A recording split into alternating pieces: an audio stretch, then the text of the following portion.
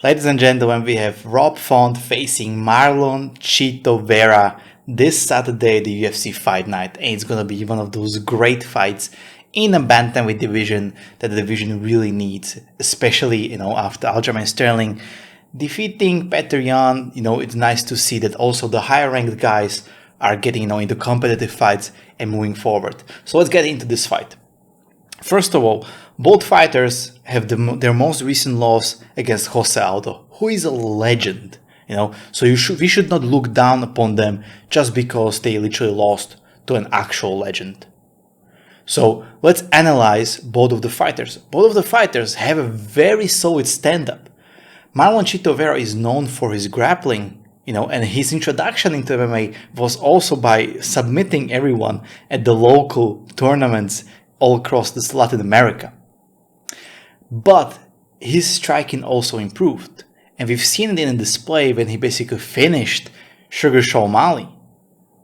And Sugar Mali is basically a very good striker, and Marlon Chito Vera managed to just basically make an easy work out of him. And on the other side, we have Rob Font, who is also a very solid striker, and he also has a very high fight IQ. We've seen basically just getting all those decisions, winning easily, don't take enough risks.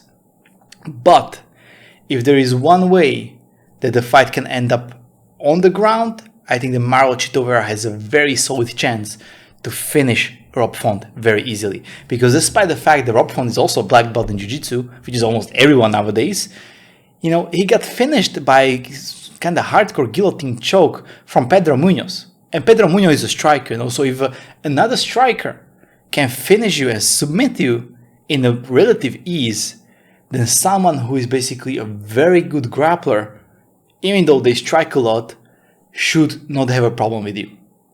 And Marlon Chito Vera has this is issue. A lot of wrestlers and grapples, they fall in love with the power that they have in their hands. So what can they do? I believe that the solid game plan for Marlon Chito Vera will be basically just use his size, because he's a huge bantamweight, to just grapple with Rob Font and eventually submit him. Because Rob Font's takedown defense is also not the greatest.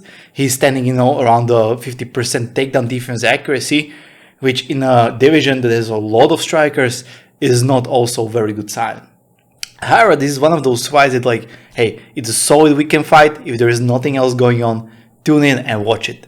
As far for the prediction, I believe that Marlon Chito Vera takes this home and destroys Rob Font, either by decision or by submission in the second round.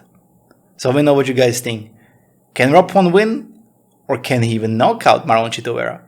Let me know down in the comments below, and I will see you next one. Cheers.